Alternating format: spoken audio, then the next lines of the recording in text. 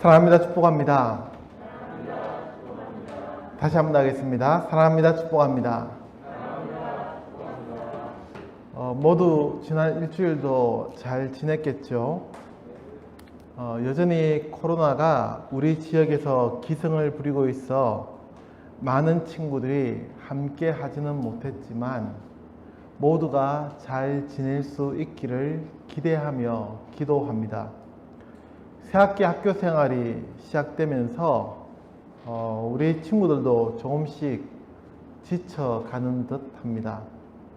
이 시간의 분위기가 조금은 지쳐 있는 것처럼 느껴지는데 모두가 성령님이 주시는 힘과 능력으로 힘낼 수 있기를 응원합니다. 자, 모두 고개를 들고요. 옆에 앉은 친구에게 인사하겠습니다. 만나서 반갑고 좋은 친구, 사랑합니다 라고 인사하겠습니다. 인사하시죠. 친구한테 사랑합니다. 사랑합니다. 어느덧 구약 성경을 공부하는 마지막 시간이 되었습니다. 12번째 시간이네요. 구약 성경을 인물별로 공부하는 시간, 오늘 우리에게 주는 하나님의 말씀을 모두 일어서 함께 읽겠습니다. 다 찾았죠? 한 절씩 교독합니다. 하갈의 아들 느헤미야의 말이라. 아닥사스다 왕 제20년 기슬러월에 내가 수산궁에 있는데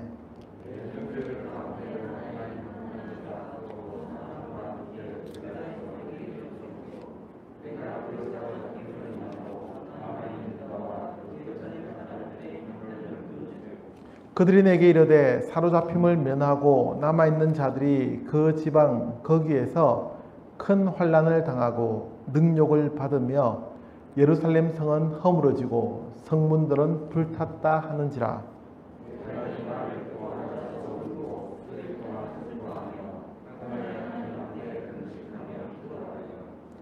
느헤미야 1장 1절에서 4절 말씀. 아멘. 앉으시고요.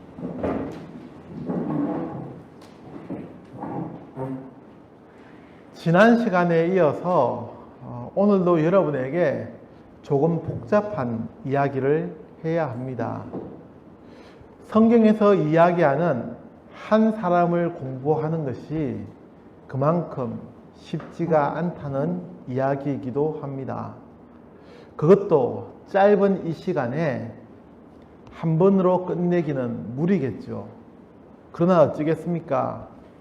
오늘이 지나고 나면 다시는 여러분과 느헤미야에 대해서 이야기할 기회가 없을지도 모르지 않습니까? 더구나 고3 학생들은 단언컨대 저와 느헤미야나 다니엘에 대해서 이야기할 기회는 다시는 없을 것입니다. 그러니 조금 어렵고 복잡하게 생각되어도 잘 따라와 주기를 부탁드립니다. 알겠죠?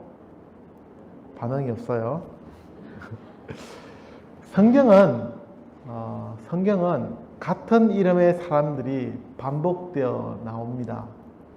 그것은 당시의 중동 지역 혹은 고대 근동 지역이라고도 하는 그곳의 문화였기도 하고 이스라엘이라는 민족의 독특한 경향이기도 했습니다. 조상들의 이름을 그대로 따라서 사용하는 것입니다. 그래서 때로는 같은 이름을 사용해서 몇 세라는 특징을 짓기도 합니다. 2세, 3세 등으로 말이죠. 이것은 더 자세히 설명하지 않아도 다 알고 있죠. 아무튼 성경에는 같은 이름이 반복되는데 느헤미야도 마찬가지입니다. 그러니 어떤 느헤미야를 이야기하는지를 잘 살펴보아야 한다는 것입니다. 오늘 우리가 살펴보려는 느헤미야는 물론 성경의 느헤미야서를 기록한 사람입니다. 그러나 이 느헤미야서 안에서 또 다른 느헤미야가 나오기도 합니다. 동명이인입니다. 아무튼 이 느헤미야를 짧게 소개하는 것은 느헤미야 1장 1절의 말씀처럼 하갈의 아들 느헤미야입니다. 그는 고대의 사람들이 다 그러하듯이 정확한 활동 시기를 추정하기가 쉽지 않습니다. 크게 두 가지로 구분해서 생각해 볼 수 있는데 그것을 이 시간에 말하는 것은 큰 의미가 없을 듯 합니다. 그냥 대부분 사람들이 이야기하는 BC 444년 정도로 생각하면 무리가 없을 듯하고, 그는 페르시아, 성경에서는 바사라고 하는 나라의 아닥사스다 왕의 수를 담당하던 관원이었으며 후에는 유대 지역의 총리가 됩니다. 여기서 느헤미야가 수를 담당하는 관원이라고 하니까 별 볼일 없는 사람처럼 여겨지기도 하지만, 고대의 나라에서 왕의 술이나 음식을 담당하였다는 것은 왕이 그만큼 믿고 신뢰하는 사람이었음을 말해 줍니다. 그리고 왕과 거의 모든 곳에서 함께하는 관원이기도 했습니다. 즉, 왕이 독살당하지 않도록 왕이 마시게 될 그 술을 먼저 마셔보고 독이 없는지 있는지를 확인하는 직책이었습니다. 아무튼 이런 직책을 맡은 사람이 느헤미야였는데, 이는 지난번에 공부한 다니엘의 상황과도 마찬가지로 우리가 생각해야 할 부분이 있습니다. 당시의 유대인은 포로민이었다는 것입니다. 그러니 포로의 신분에서 페르시아의 고위직까지 오르기까지 정말로 많은 일들을 겪었을 것이고 그만큼 뛰어난 인재였다는 것을 반증하는 것이기도 합니다. 별 볼일 없는 한 나라에서 잡혀온 포로민이 지배국의 고위직까지 오를 수 있었다는 것은 그 사람만의 독특한 재능과 어떤 능력이 있었음을 이야기하는 것입니다. 무슨 말인지 이해가 되죠? 이런 느헤미야를 단편적으로 소개해 보겠습니다. 느헤미야는 능력 있고 신뢰받는 사람이었습니다. 포로로 잡혀간 나라에서 중요한 지위에 올랐던 것을 볼 때에 탁월한 실력을 가졌던 사람으로 성경은 기록하고 있으며, 어떤 문제에 있어서 주의 깊게 접근하여 철저한 계획을 세웠던 사람으로 소개됩니다. 그러면서 그는 자신을 반대하는 자들의 위협과 공격에도 굴하지 않는 용기를 지녔으며 스스로 모범을 보이는 지도자였습니다. 또한 백성들에게 율법을 가르쳐 과거에 지은 죄를 회개하고 헌신하도록 이끌었으며 자신이 행한 일들을 기록하여 나를 기억해 주소서라고 하나님께 간청할 정도로 흔들리지 않는 믿음의 사람이었습니다. 그리고 느헤미야에 의해서 그동안 중단되어 있던 예루살렘 성벽이 다시 건축을 시작하였고 결국 52일 만에 성벽을 재건하게 됩니다. 당시의 성벽은 그곳에 사는 사람들의 생존을 보장해 주는 중요한 보호벽 역할을 했을 뿐만 아니라 그 나라에 정치적인 자주권이 있음을 보여주는 것이기도 했습니다. 따라서 느헤미야는 무너진 예루살렘 성벽을 다시 쌓아서 이스라엘이 포로에서 완전히 해방되어 자주적인 나라가 되었음을 보여주었고, 정치적인 중심지인 예루살렘을 외부의 적들로부터 보호하려고 하였습니다.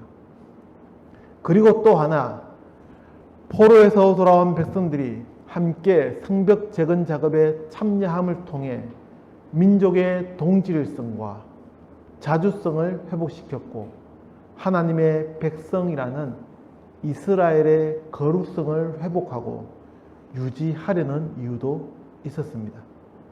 이런 느헤미야를 우리가 함께 생각해보는 중요한 이유는 그가 가졌던 삶의 자세를 보기 위해서입니다.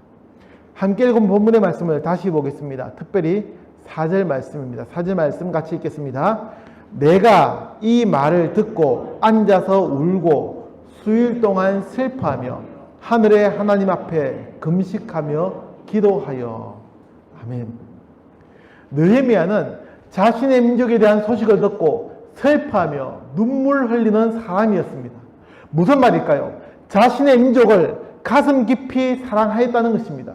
그것도 수일 동안 슬퍼하였다고 합니다.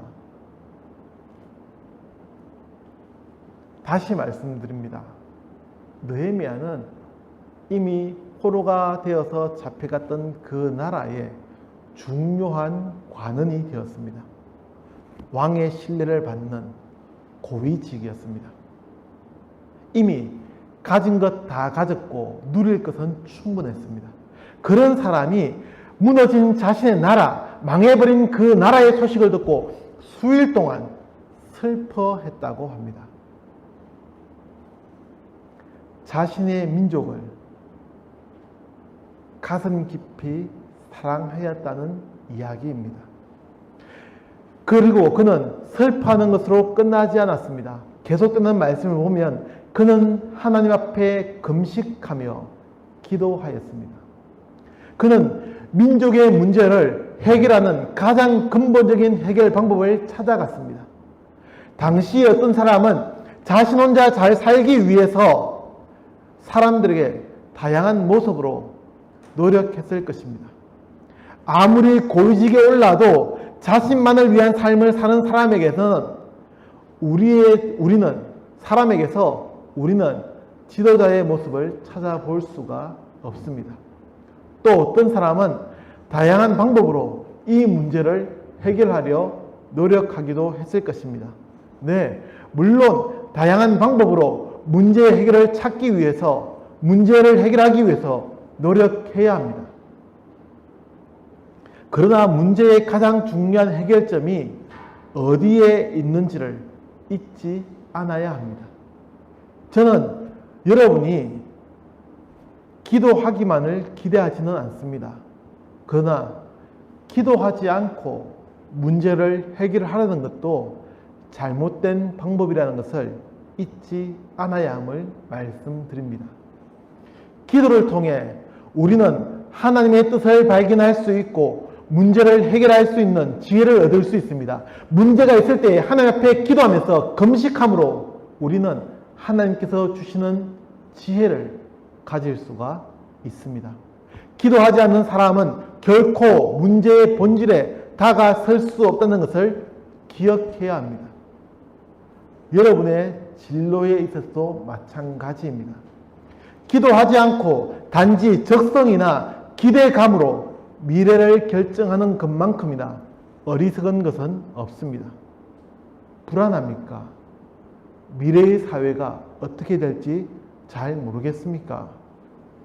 시험에 대한 부담감이 있습니까? 기도해야 합니다.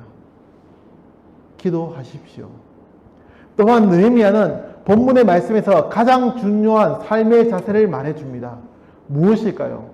하나님 앞에. 하나님 앞에. 우리는 하나님 앞에 서 있는 사람들입니다. 하나님 앞에 서야 합니다. 하나님이 우리와 함께하고 있다는 단순한 진리를 망각하지 않아야 합니다. 우리는 항상 하나님 앞에 서는 삶의 자세를 가져야 합니다. 하나님 앞에 서서 자신만을 위한 삶이 아니라 타인을 위한 삶, 민족을 위한 삶을 살아가야 합니다. 사랑하는 당찬교회 친구 여러분, 저는 여러분이 이 민족의 지도자가 되기를 기대합니다. 교육이면 교육, 경제면 경제, 과학이면 과학, 정치면 정치, 모든 분야에서 지도자가 되도록 노력하십시오. 사람들의 뒤를 쫓아다니는 사람이 아니라 그 사람들을 이끄는 리더가 되십시오. 그러나 그 가장 기본은 하나님 앞에서 살아가는 삶의 훈련입니다. 그리고 기도하십시오. 기도하면 이 민족을 더 사랑하게 될 것이고, 기도하면 여러분이 무엇을 해야 할지 정확하게 알게 될 것입니다. 기도하지 않고 무엇을 해야 할지 잘 모르겠다고, 기도하지 않고 힘이 없어서, 기도하지 않고 환경이 이러니까 핑계대며 포기하지 마십시오. 이 민족, 이 나라를 위해 슬퍼하며 애타는 마음으로 하나님의 뜻을 이루어가는 우리 당창교회 친구들이 되기를 간절히 기도합니다. 기도하겠습니다. 참 좋으신 하나님, 이 시간 느헤미야를 통해 이 민족을 향한 우리의 마음이, 우리의 모습이 어때야 하는지 다시 생각해 봅니다.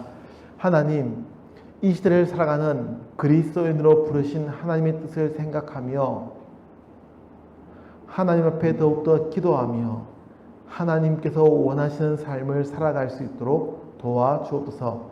예수님의 이름으로 기도합니다. 아멘.